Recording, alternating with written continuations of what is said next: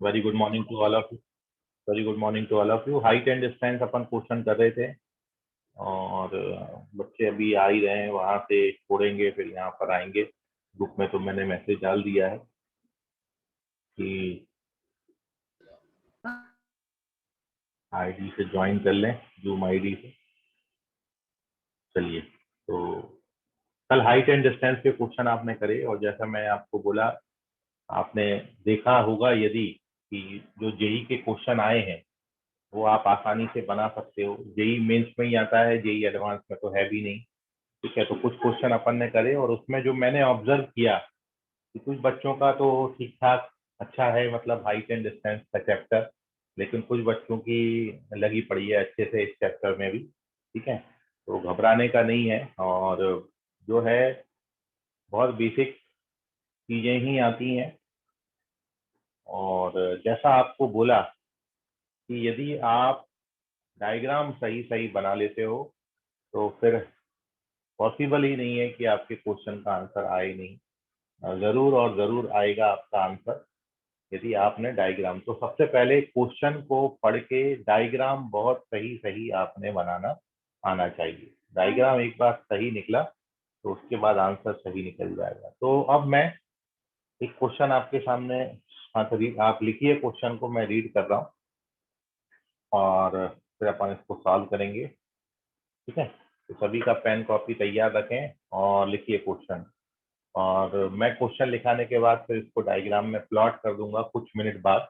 तब तक हो सके तो पॉसिबल आपके लिए आप ट्राई करिएगा। तो आज की क्लास का हाइट एंड डिस्टेंस का फर्स्ट क्वेश्चन ये रहा आपके सामने। देखिए, at a point capital A, at point capital A,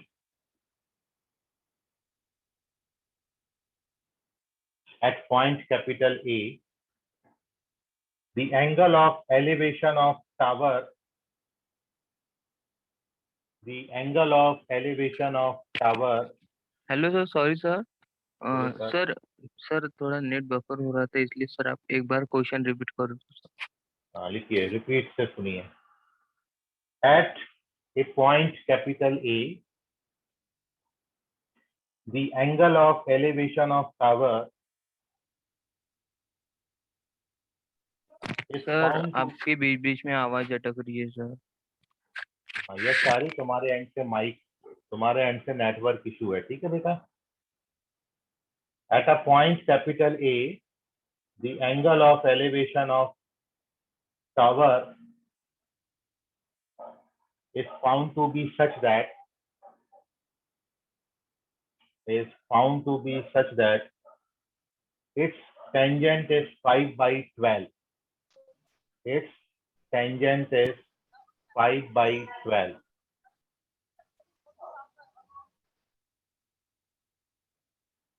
On walking 240 meter nearer to the tower, on walking 240 meter, 240 meter nearer to the tower,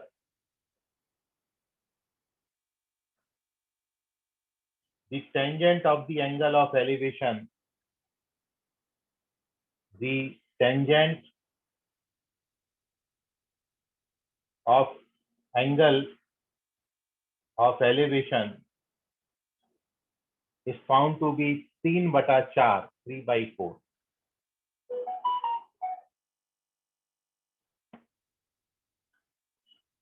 What is the height of the tower? तो tower का height कितना होगा? Question खत्म हो गया। अब आप try करें।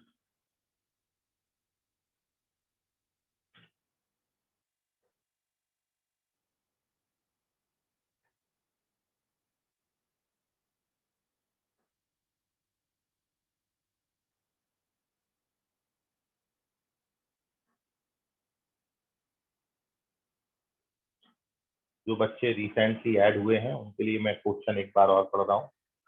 हाँ, चलो मेरे को लिखना ही पड़ेगा क्योंकि कई बच्चों का नेटवर्क, मैं सोच रहा था आपका टाइम थोड़ा बच जाए, मेरा भी बच जाए। चलिए मैं लिखता ही हूँ क्वेश्चन, क्योंकि बहुत तकलीफ हो जाएगी आपको। क्वेश्चन लिखिए, जब तक बाकी बच्चे जिन्होंने पूरा लिख लिया है वो सॉल्व करें। क्वेश्चन हाइट एंड डिस्टेंस का नेक्स्ट क्वेश्चन है। एक पॉइंट हमको दिया है, क्वेश्चन लिखिए सर सभी बच्चे। हाँ बोलो बेटा। सर आप ग्रुप में क्वेश्चन सेंड कर दो ना। ग्रुप में बेटा कई बच्चों का क्या है, एक ही मोबाइल है, उसी से क्लास करते उसमें देख नहीं पाते हैं ना। एट अ पॉइंट कैपिटल ए, जो मेरे साथ भी इशू होता था ना पेपर डिस्कशन के वक्त, वही होता है। द एंगल ऑफ एलिवेशन, चलो मैं लिख देता हूँ और आगे से कोशिश करेंगे कुछ इसका सॉल्यूशन निकालें। द एंगल ऑफ, यही एक चैप्टर है जिसमें थोड़ा सा है ना सब्जेक्टिव क्वेश्चन ज्यादा है, तो थोड़ा सा टाइम कंज्यूमिंग है। The angle of elevation of tower is found to be such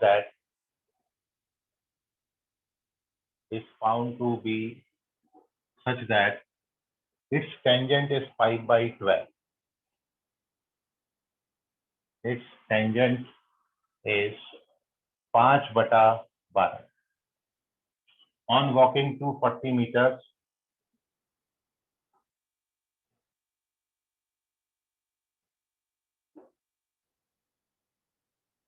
nearer to tower,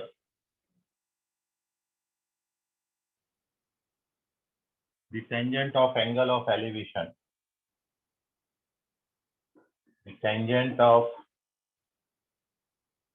angle of elevation is found to be 3/4. Sir वो इसके बाद क्या है, ऑन तो 40 मीटर के पहले क्या लिखा? Walking, WALKING. What is the height of tower?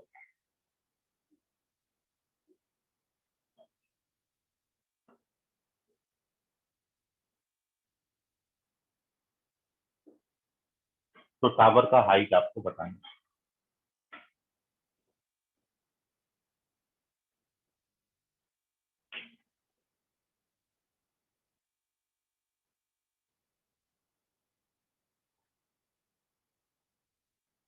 चलिए कोई ना, 2-3 मिनट में 2 मिनट में लिखा जाता है question. So at a point capital A, the angle of elevation of tower is found to be such that its tangent is 5/12. On walking 240 meters nearer to the tower, this angle becomes 3/4. Now what is the height of the tower? So tower का height कितना होगा? This is our question. क्या है कि question लिखना यहाँ पर इसलिए जरूरी है कि बहुत बच्चे जो हैं वो लेट ज्वाइन होते रहते हैं, इसलिए क्वेश्चन सामने रहता है तो कभी भी आओ। तो एक आंसर मेरे पास आया है, वो है कृष्णा चौहान, और कृष्णा चौहान का आंसर करेक्ट है। वेरी गुड बेटा कृष्णा।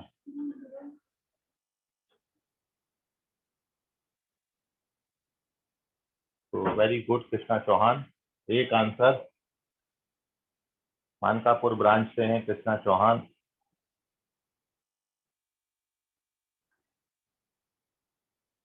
कृष्णा अपना खुद का मेहनत है ना ये? Yes sir. चलिए वेरी गुड, बधाई के पास हैं आप बहुत बहुत। और बाकी बच्चे भी थोड़ा मेरे से बधाइयाँ ले लें और जल्दी से आंसर पुट अप करें, इतना टाइम नहीं लगना चाहिए भाई। इतना टाइम तो मेरे को क्वेश्चन लिखने में नहीं लगा। क्या दिक्कत है? एक टावर बनाओ, 240 मीटर आगे चलाओ बच्चे को, 2 एंगल बनाओ, खत्म कर दो क्वेश्चन। क्या दिक्कत है इसमें? डायग्राम सही बनाना है। डायग्राम डायग्राम मेन है, इंपॉर्टेंट है। आपको बोला है टावर से दूर वाला जो एंगल है वो कम होगा, जितना जितना पास जाओगे एंगल बढ़ जाएगा। बट आपको एंगल यहाँ पर डिग्री में ना देके एंगल की वैल्यू दे दी है, हमको tan थीटा दे रखा है। कुल मिला के मतलब काम और आसान कर रखा है, हमको tan थीटा पहले निकालना होता था, यहाँ ऑलरेडी tan थीटा हमको दे रखा है।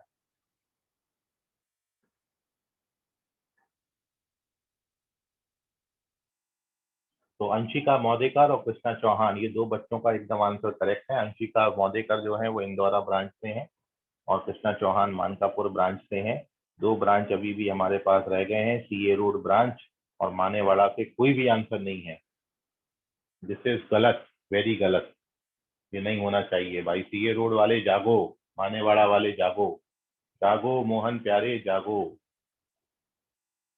चलिए मैं करता हूँ सॉल्व। अगला क्वेश्चन आपको देंगे संकेत कलम्बे, नहीं अच्छा संकेत कलम्बे दो लिखा तो मेरे को लगा कि दो आंसर कर रहे हो। सीए रोड से संकेत कलम पे बोल रहे हैं सर 2 मिनट रुक जाइए। ठीक है।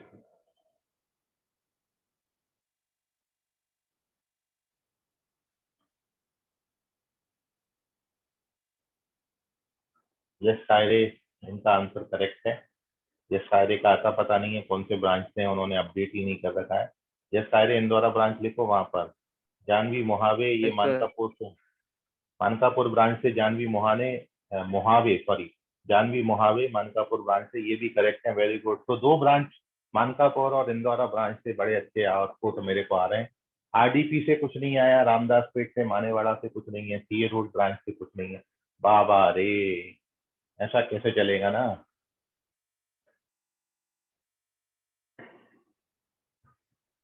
बी फास्ट, जी जल्दी भी करना है और आंसर भी करना है, मतलब ऐसा नहीं कि चुप बैठ जाओ आंसर भी नहीं करेंगे। आर्या सी, ये मानेवाड़ा से आई आर्या सी, चलो वेरी गुड आर्या। आर्या का भी करेक्ट है, मानेवाड़ा ब्रांच से आर्या सी। ओके, सीए रोड रह गया अभी। सीए रोड ब्रांच जागो भाई, दिशा लांजेवार मानेवाड़ा से 225। ओके करेक्ट है, वेरी गुड दिशा लांजेवार। ओके, मेरे मुंह से आंसर निकल गया है। छोड़िए स्टॉप आंसरिंग, आंसर मेरा डिस्क्लोज हो गया है। ठीक है, पढ़ने में आ गया मेरे। तो correct answer of this question is 225 metre. Please stop answering. 225 metre इस क्वेश्चन का हाइट, मतलब टावर का हाइट होगा। And now how to approach this question. देखिए एक टावर है और क्वेश्चन में आपको दे रखा है कि यदि मैं एंगल को थीटा मान लेता हूं तो आपको यहां से देखने पर थीटा पॉइंट ए, जहाँ एंगल ऑफ ये पॉइंट ए है, और यहाँ पर एंगल ऑफ एलिवेशन जो इस तरीके से है कि tan थीटा हमको दे रखा है 5/12। ठीक है। और दूसरा, जब आपको बोला कि 240 मीटर आगे ये टावर की तरफ चलता है, 240 मीटर, और 240 मीटर चल के पॉइंट बी पे पहुंच जाता है, तो फिर एंगल ऑफ एलिवेशन टावर का जो है वो 3/4 हो जाता है। तो tan 5 मेरे को दे रखा है 3/4। तो what is the height of the tower, we have to find this height of tower. मैं इसको h और इसको x मान लेता हूँ। इसको C नाम दे दिया, इसको P नाम दे दिया। So now we done. Diagram हमारा बन गया बेटा, डायग्राम बन गया। तो दिशा लांजेवार लास्ट आंसर किया है इन्होंने, ये करेक्ट डायग्राम है। और अब अपन को इसको सॉल्व करना है। तो देखिए tan फाइव का बेटा, tan फाइव का वैल्यू h/x आएगा, tan फाइव का वैल्यू h/x आएगा। tan फाइव h/x है, और tan फाइव का वैल्यू हमको 3/4 दे रखा है, 3/4 दे रखा है। और tan theta tan theta tan theta का वैल्यू आएगा h/x+240, h/x+240। और ये जो tan थीटा है ये हमको 5/12 दे रखा है। We have to find height, we have to eliminate x। मैं x का वैल्यू डालूंगा यहाँ पर। तो अगला स्टेप में क्रॉस मल्टीप्लाई मारा है 12h, और ये 5x प्लस कितना हो जाएगा, 1200 आ जाएगा ना, है ना। 24 का आधा 1200 हो गया।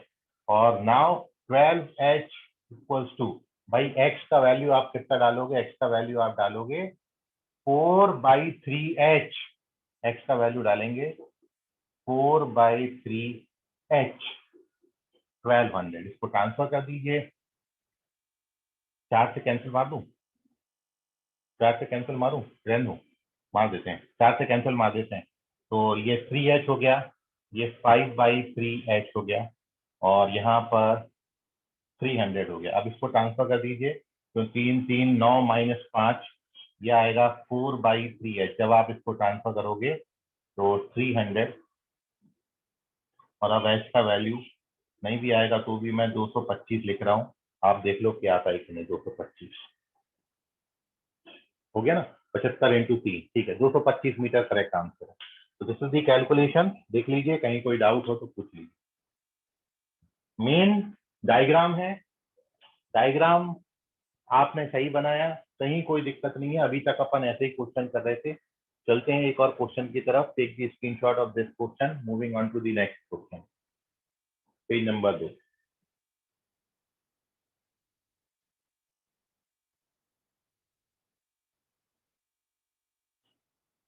चले तो अगला क्वेश्चन लिखते हैं।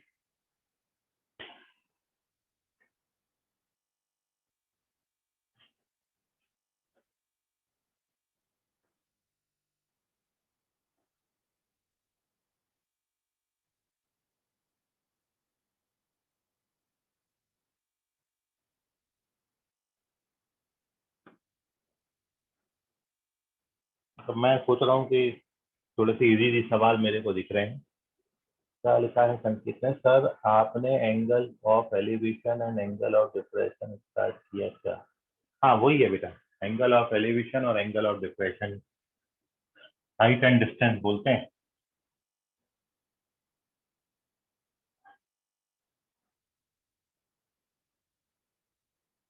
क्या संकेत कल नहीं आए थे क्या क्लास में?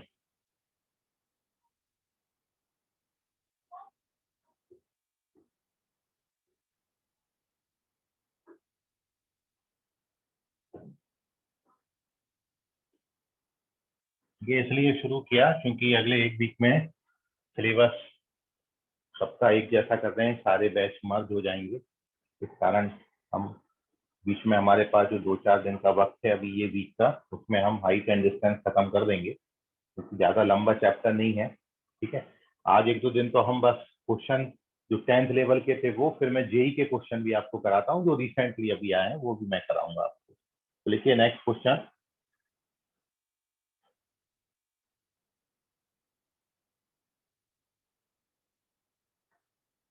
तो नेक्स्ट क्वेश्चन है, अलग कलर के पेन से लिखता हूँ थोड़ा सा ब्लैक से। The upper part of a tree, the upper part of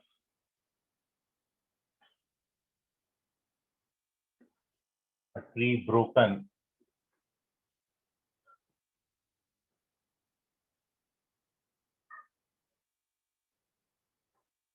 over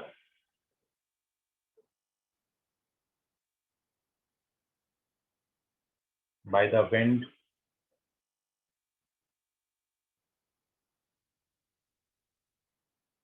makes an angle of 30 degree, makes an angle of 30 degree with the ground, 30 degree with the ground, and the distance from the root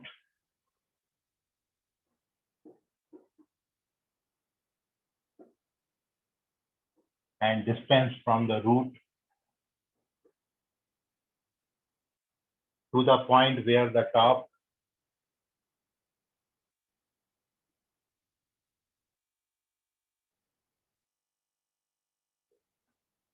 of tree touches the ground. Top of tree touches the ground is 10 meter.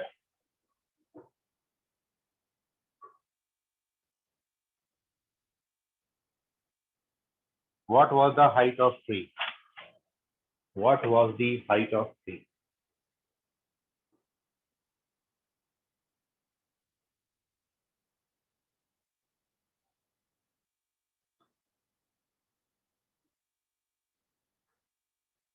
What was the height of tree?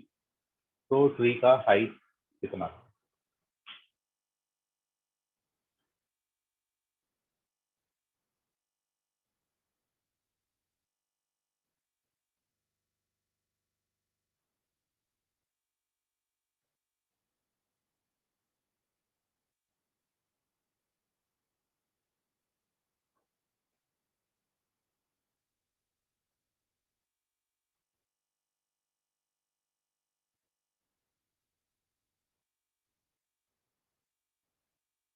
Okay, ये अंशिका महोदय का कुछ answer करी है और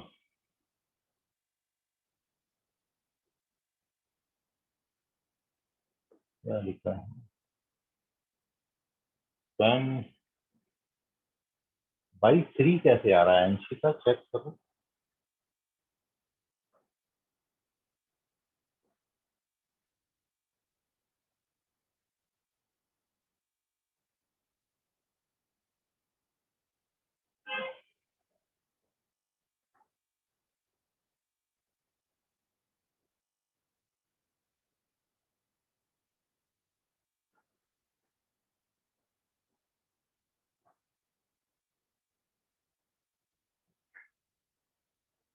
Anshika check करो अपना answer. और Krishna Chauhan, very good. Ayush Raut check करो बेटा आयुष। संकेत कलम्बे बेटा चेक करो। बाप रे, इतना गलती कैसे कर सकते हो आप लोग।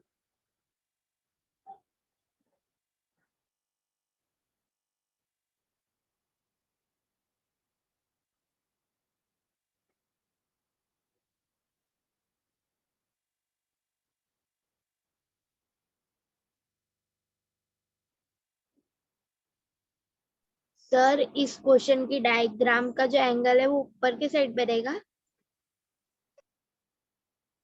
ऊपर की साइड का मतलब, देखिए क्वेश्चन ध्यान से पढ़ो।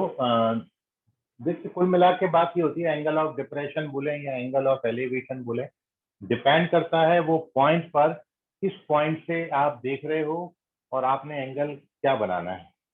यदि आप पॉइंट आपका ऑब्जर्वर जो है वो ऊपर है बिल्डिंग पर और आप नीचे तरफ कहीं देख रहे हो तो एंगल ऑफ डिप्रेशन बनेगा। आप नीचे ग्राउंड पर खड़े हुए हो और ऊपर कहीं देख रहे हो तो ऑब्जर्वर एंगल ऑफ एलिवेशन बनाता है। तो अब ये डिपेंड करेगा कि आपने, आपका पॉइंट कहाँ पर है, ग्राउंड पर है कि आपका पॉइंट जो है, ठीक है। हाँ, इस क्वेश्चन में क्योंकि पॉइंट ग्राउंड पर आ गया है तो एंगल ऑफ एली ऊपर ऊपर ऊपर तरफ बनेगा एंगल। तो तेजस्वी जाधव करेक्ट हैं, आयुष राउत करेक्ट हैं, अंशु बुधादे करेक्ट हैं, आर्या सी करेक्ट हैं, कृष्णा चौहान करेक्ट हैं, आयुष राउत पहले रॉन्ग हो गए थे, संकेत कलम्बे अभी भी रॉन्ग है और अंशिका मौदेकर की अभी भी गलत है। अंशिका क्या हो गया, गलत आंसर।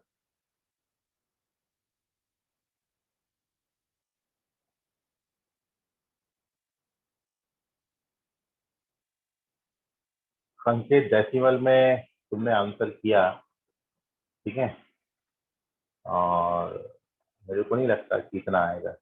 8.566, 8.66 नहीं आता है शायद।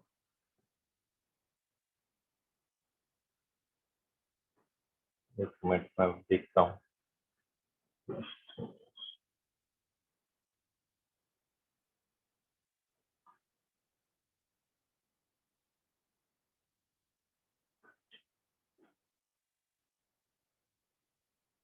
नहीं,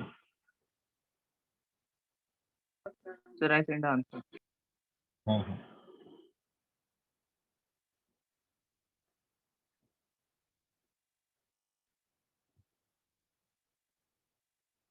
चेक करो बेटा संकेत, ये नहीं आ रहा है। और तन्मय करेक्ट है।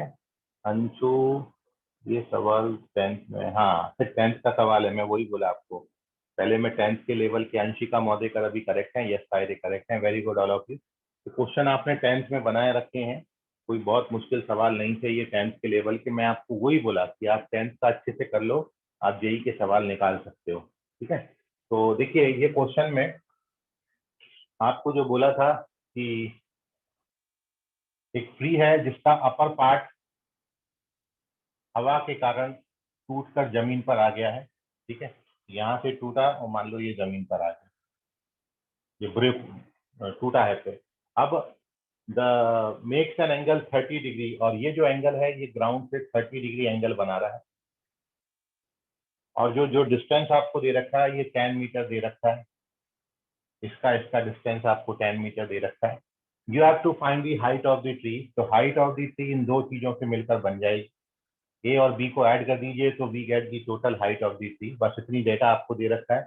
तो ये राइट एंगल ट्राइंगल से आप एक बार ए निकाल लो, इसी राइट एंगल ट्राइंगल में बी निकाल लो, ए और बी को ऐड करोगे यू गेट दी आंसर। तो फर्स्ट वी कैलकुलेट, मैं यहाँ पर 10/30 लगा देता हूँ, 10/30। तो 10 होता है अपोजिट अपॉन एडजेसेंट, तो ए बाई 10 आ जाएगा। तो यहाँ से we get the value of A which is 10/√3, ये ए का वैल्यू आ गया। एंड इसी राइट एंगल ट्राइंगल में जब भी अपन यहाँ पर कॉस लगा देते हैं, cos 30, तो cos 30 डिग्री का वैल्यू होता है 10/b। और यहाँ से अपन b का वैल्यू, cos 30 का वैल्यू कितना हो जाता है, cos 30 होता है बेटा 1/2 है, तो cos सॉरी √3/2, √3/2 होता है, तो इट इज 20/√3। अब a और b को ऐड कर देंगे तो जो रिक्वायर्ड हाइट ऑफ ट्री है it is a plus b, इन दोनों का सम 30/√3 आता है। जिसको आप कैलकुलेट करोगे तो दिस गिव्स यू tan√3। तो correct answer is tan√3। Nishika बेटा चेक करो। तन्मय चंदन खेड़े सर 10th में ये थे, हाँ बिल्कुल ऐसे ही, बिल्कुल 10th के क्वेश्चन ही है। और मैं आपको जेई के सवाल भी, और आपने देख लिए होंगे यदि जेई के सवाल, तो भी आप देखो आराम से जज कर सकते हो। कोई ऐसे सवाल नहीं है ये जो कि आप जो भारी गिरे, 10th में बनाए हुए आपको सवाल है। ठीक है, कुछ और? संकेत Kalambe sir height of the tree is x, tan theta is p by b। p क्या है और b क्या लिया है तुमने? tan30 is x by 15, x बराबर 15 अपॉन this point। तुम्हारा p क्या है b क्या है, मेरे को ये समझ में नहीं आ रहा बेटा यहाँ का। हाइट ऑफ ट्री x तुमने ले लिया। जानवी सर संडे एग्जाम में कौन सा चैप्टर आएगा? ओके बेटा, संडे टेस्ट में आपको properties and solution of triangle complete आएगा, और हाइट एंड डिस्टेंस के क्वेश्चंस भी उसमें रहेंगे। तो पेपर का पैटर्न ये है, तो उसमें 8 से 10 सवाल हाइट एंड डिस्टेंस के हैं, बाकी 15 सवाल के आसपास जो हैं वो properties and solution of triangle से भी होंगे। क्योंकि पहले भी एक टेस्ट हुआ था प्रॉपर्टीज का, उसमें कंप्लीट प्रॉपर्टीज ऑफ ट्राइंगल नहीं आ पाई थी, इसलिए अब जो टेस्ट लेंगे उसमें प्रॉपर्टीज ऑफ ट्राइंगल को भी कवर करेंगे और हाइट एंड डिस्टेंस को भी कवर करेंगे। तो ये दो चैप्टर हैं जो आपको टेस्ट में आएंगे, height and distance, properties and solution of triangle. Sir थोड़ा पेपर इजी देना बेटा, मैं हर बार पेपर आपको इजी दे रहा हूँ। ठीक है, अपन आगे से एक चीज ये कर सकते हैं, जब मैं क्वेश्चन आपसे ले लिया करूंगा, ठीक है, हर बच्चा मेरे को 10 क्वेश्चन दे दे, और फिर मैं उसमें, हाँ उसमें से मैं सिलेक्ट करके क्वेश्चन डाल, नहीं नहीं ऐसा नहीं, पर्टिकुलर देखिए उसमें से आपको भी आइडिया नहीं है। जैसे आज मेरे पास मान लो 80 से 90 बच्चा का स्ट्रेंथ है, तो 90 बच्चे यदि मेरे को 10 क्वेश्चन देंगे, तो उसमें से मैं 25 क्वेश्चन सिलेक्ट करके पेपर में डाल देता। तो किसी को आइडिया भी नहीं रहेगा क्या है। लेकिन आप देखना कि जब आप ऐसे 10 क्वेश्चन दोगे ना, तो उसमें भी जो पेपर है वो आपको ऐसा लगेगा अरे यार ये तो बड़ा मुश्किल पेपर बन गया। ठीक है, तो मैं तो इजी निकालता हूँ, मेरी कोशिश ये रहती है कि भाई जो आपने पढ़ा है कुछ क्वेश्चन उसमें मिल जाए, जो नहीं पढ़ा है कुछ वो भी दे दूं, ताकि वो चीजें भी डिस्कस हो जाएं। तो अभी तो बेटा इजी है पेपर, मैं तो, मेरा तो मानना ये है, अपन अपनी प्रैक्टिस की थोड़ी सी कमी माने कि अपना प्रैक्टिस थोड़ा सा कम हो रहा है, इसलिए मार्क्स। सर मुझे प्रॉपर्टीज ऑफ ट्राइंगल अच्छे से नहीं समझा। ठीक है, समझ जाएगा बेटा, कोई दिक्कत नहीं। अपन प्रॉपर्टीज ऑफ ट्राइंगल, देखिए नियम ही नियम है, साइन रूल है, कोसाइन रूल है, टेंजेंट रूल है, और बहुत सारी बातें हैं, बहुत सारा कुछ है उसमें डेटा। इसलिए कई बार क्या होता है कि जब बहुत सारी चीजें होती हैं तो फिर किस पर कौन सा क्वेश्चन बन के आ रहा है एकदम से क्लिक नहीं होता। जैसे वहीं पर आपने देखा था कि trigonometric equation and their solution, बहुत छोटा सा चैप्टर था वो, ज्यादा फॉर्मूले नहीं थे और वो अपन को इजीली समझ भी रहा था। इसमें चीजें भी बहुत सारी हैं और एग्जाम पॉइंट ऑफ व्यू से इम्पोर्टेंट भी बहुत है। ठीक है, अच्छा एक क्वेश्चन जो है ट्रिग्नोमेट्री का, ट्रिग्नोमेट्रिक रेशियोज एंड आइडेंटिटीज का, अभी जो पेपर अगस्त में जेई मेंस का अटेम्प्ट चल रहा है, उसमें 26 का जो पेपर है शिफ्ट 2 का, वो शिफ्ट 2 के पेपर में 26 तारीख का पेपर, आज की 31 है, 26 तारीख के पेपर जो अभी 26 अगस्त को पेपर हुआ है जेई मेंस का 4th अटेम्प्ट, उसका एक क्वेश्चन ट्रिग्नोमेट्री, जैसे मैंने बोला था ट्रिग्नोमेट्री के भी कुछ क्वेश्चन आए, जो जो मेरे को मिलेंगे मैं वहां पे सॉल्यूशन में आपको डालते जाऊंगा। तो मैंने वहां पर डाला हुआ है, आप देख लीजिएगा। ठीक है, इजी सवाल है, आप पे बनेगा वो क्वेश्चन। और भी कोई जो चैप्टर आप पढ़ चुके हो उसके क्वेश्चन मेरे को मिलेंगे, वो भी आगे आएंगे, तो वो भी मैं आपके साथ शेयर कर दूंगा। Sir are coming in Indora branch for doubt. हाँ, आज मैं इंदौरा ब्रांच में हूँ डाउट के लिए, और आप लोग टाइमिंग का ध्यान रखें। टाइमिंग भाई 12 बजे मैं करेक्ट वहाँ पहुँच जाता हूँ, और 12 बजे से कुछ 1:15-2 बजे तक मैं वहाँ पर रहता हूँ। ठीक है, तो आप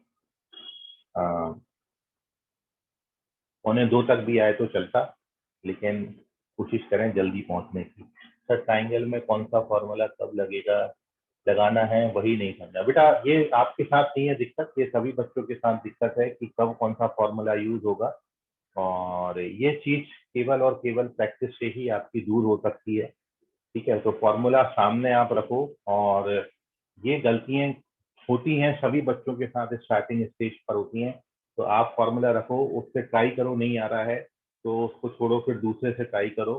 ठीक है, जब आप 5, 7, 10 क्वेश्चन में ऐसा प्रैक्टिस कर लेंगे तो ऑटोमेटिकली चीजें आपको धीरे धीरे समझ में आने लगेंगी कि अरे यार इससे नहीं आता है, अपन को ये फॉर्मूला लगाना चाहिए। वो प्रैक्टिस से ही आएगा, और कोई उसमें कोई शॉर्टकट नहीं उसका। सर सीए रोड ब्रांच में कब आओगे? सीए रोड ब्रांच में है तो मतलब क्योंकि इतना वो क्लासेस का और ये टाइम ऐसा शेड्यूलिंग फिक्स है ना कि जैसे अभी वहाँ पर डाउट क्लास के लिए भी जाना होगा इंदौरा ब्रांच में, फिर उसके बाद इवनिंग का क्लास रहता है, और उसके बाद फिर बच्चे भी वहाँ पे चले जाते हैं इवनिंग आवर्स में, तो फिर वो इवनिंग में आने का कोई मतलब नहीं है। तो लेकिन हाँ, कोशिश हमारी ये है कि मंथ में 1-2 विजिट हम वहाँ पर रखेंगे, उसको भी प्लानर में हम इंक्लूड करते हैं। तो 1-2 विजिट हम वहाँ पर सीए रोड ब्रांच में भी देंगे। तन्मय चंदन खेड़ा, ओके सर, ओके। चलिए तो सर 1-2 दिन सीए रोड ब्रांच पे आ जाइए। अच्छा, ठीक है। तो मैं देखिए मैं बताता हूँ आपको टाइमिंग, जब भी होगा मेरा पॉसिबल तो मैं रिवाइज कर लेते हैं टाइम टेबल, क्योंकि 1-2 दिन वहाँ का भी करवाते हैं अपन, है ना। बिल्कुल डेफिनेटली करवाएंगे। और कल मैं कोशिश ये करूंगा, देखिए टाइम मेरा बहुत ज्यादा इसमें बच जाएगा, तो मैं कोशिश करूंगा जो क्लास में अपन क्वेश्चन डिस्कस करने वाले हैं ना, वो क्लास के जस्ट पहले मैं आपको डाल दूंगा। ठीक है, फिर अपन एक एक क्वेश्चन उसमें से लेते जाएंगे, तो थोड़ा सा आपका भी टाइम सेव हो जाएगा और मेरा भी लिखने की थोड़ी मेहनत बच जाएगी, क्योंकि जितने में मैं 15 क्वेश्चन बना सकता हूँ, जितने में मैं 2-3 क्वेश्चन ही बना पाता हूँ। ठीक है, तो एक रीजन ये भी है। तो लेकिन केवल इस चैप्टर में, बाकी कहीं पे अपन स्पीड में कोई कमी नहीं आने देते, क्योंकि बाकी जगहों पर मेरे को केवल क्वेश्चन में थोड़ा बहुत डेटा लिखना होता है तो हमारा काम खत्म हो जाता है, लेकिन इसमें पूरा इतना लिखता बैठो फिर जाके अपन सॉल्यूशन करते हैं। तो खैर कल से अपन इसको सॉर्ट आउट कर लेंगे। और आज एक गलती और, मतलब गलती क्या, मैं सोच रहा था कि वही यूट्यूब पे डायरेक्ट हो जाए, नहीं हो पाया, तो उसके लिए थोड़ा सा अपना टाइम वहाँ पे चला गया। लेकिन कहीं दिक्कत ये वाली बात नहीं है, क्योंकि इवनिंग बैच में भी मैं हाइट डिस्टेंस कल शुरू करने वाला था, कल इवनिंग में लाइट नहीं होने के कारण कल उनका बैच नहीं हो पाया, तो उनको तो आज मैं हाइट एंड डिस्टेंस स्टार्ट करूंगा। ठीक है, तो जितने क्वेश्चन आपको डिस्कस हो गए आज मैं उनको डिस्कस कर दूंगा, कल से फिर दोनों पैरेलल चलेंगे। ठीक है, पैरेलल चलाने का हमारा रीजन ये है कि दोनों बच्चों को सेम चीज मिल रही है दोनों बैचेस में, तो पेपर जब सेम आता है तो कोई ऐसा भेदभाव ना हो कि सभी को सेम पढ़ाया गया है और सेम क्वेश्चन अब दे दिया गया है। तो आगे से हमारा प्लानिंग ये है कि मर्ज करने के पीछे रीजन ये है कि कंपटीशन आपका बहुत अच्छा होगा, क्योंकि अब हमारे पास नागपुर में ही 5 हैं ब्रांचेस और एक उमरेड है, तो टोटल 6 हैं हमारे पास जगहें। और 6 जगहों पर जब हम स्टडी करा रहे हैं तो कॉमन सारी जगह पर चैप्टर सेम चलेगा, और सारी जगहों पर टेस्ट पेपर एक ही टेस्ट पेपर बनेगा। तो आपका जो कंपटीशन है केवल अपनी ब्रांच में नहीं होगा, बाकी ब्रांचेस से भी होगा, तो उसमें थोड़ा सा और आपको फाइट करने को मिलेगा। और आगे इन फ्यूचर आगे और भी ब्रांचेस बढ़ती हैं तो उसमें भी आपको कंपटीशन जनरेट अच्छा होगा। सर ट्यूसडे थर्सडे सैटरडे को ओनली मैथ क्लास रहता है सीए रोड ब्रांच में? ट्यूसडे थर्सडे सैटरडे को ओनली मैथ क्लास रहता है। हाँ बेटा, अभी सीए रोड में क्या हुआ है कि बच्चे सारे आने लगे हैं, तो ऑफलाइन क्लास का हमने शुरू किया करना, मतलब ये वीक से शायद आपका शुरू हो भी गया होगा, तो ऑफलाइन क्लास शुरू करेंगे। तो क्लास अल्टरनेट डेज पर है, और अल्टरनेट डेज में साथ साथ उनका ड्यूरेशन 1.25 घंटे का ड्यूरेशन रखा गया है। तो टाइमिंग वही है कि भाई 6 दिन यदि आपको नहीं मिल रहा है, 3 दिन मिले लेकिन वो डबल डोज मिले। जैसे यहाँ भी 1 घंटे का क्लास लेते हैं तो 40-45 मिनट की क्लास हो पाता है ना। तो उसमें कोई बुराई नहीं है, आप 1.25 घंटे करो, सिलेबस बिल्कुल सेम चलेगा, बराबर सिलेबस जो यहाँ पर बताएंगे वही वहाँ पर बताएंगे। दोनों जगहों का डीपीपी सेम रहेगा, दोनों जगहों पर टेस्ट पेपर सेम रहेगा, दोनों जगहों पर असाइनमेंट सेम आएगा, सब कुछ सेम है। ठीक है, दोनों जगहों में कहीं कोई डिफरेंस हम नहीं रखेंगे। सर वहाँ पर तो अभी ट्रिग्नोमेट्रिक इक्वेशन चल रहा है नहीं, ये देखिए ऑफलाइन क्लास में चल रहा है, क्योंकि वो नए बच्चों का है, वही बोला है कि वो कवर सर आज इस बार अभी कर देंगे। तो 5-7 दिन का सर ने समय मांगा है, तो उसमें क्या होगा कि वो जो नए बच्चे आए हैं उनको अपन एक आध चैप्टर यदि उनका रह जाता है तो वो कभी बैकलॉग में लेकर कवर करा देंगे। तो मर्ज करने का रीजन यही है कि जो अभी चल रहा है अपन उसको खत्म कर देते हैं, उसमें जो बैकलॉग रह जाएगा वो बैकलॉग एडिशनल लेके खत्म कर देंगे। वो बैकलॉग की आगे जरूरत नहीं पड़ेगी। तो मैथ्स में ये किया है कि भाई ट्रिग्नोमेट्री आगे बहुत ज्यादा लिंक नहीं है, क्योंकि हम यूनिट ही पूरी चेंज कर रहे हैं। हम या तो एल्जेब्रा पे जाएंगे या कोऑर्डिनेट ज्योमेट्री पे जाएंगे। उसमें मैथ्स की बहुत बेसिक चीजों की जरूरत पड़ती है, इतनी प्रॉपर्टीज की हमको जरूरत पड़ेगी भी नहीं। ठीक है, तो इसलिए मर्ज करने में हमको तो इसलिए 5-7 दिन में हम मर्ज कर रहे हैं बैच। ओके, चलिए, तो बाय एवरीवन, मिलते हैं अगली क्लास में। Thank you. Bye bye sir. Bye बेटा, बाय।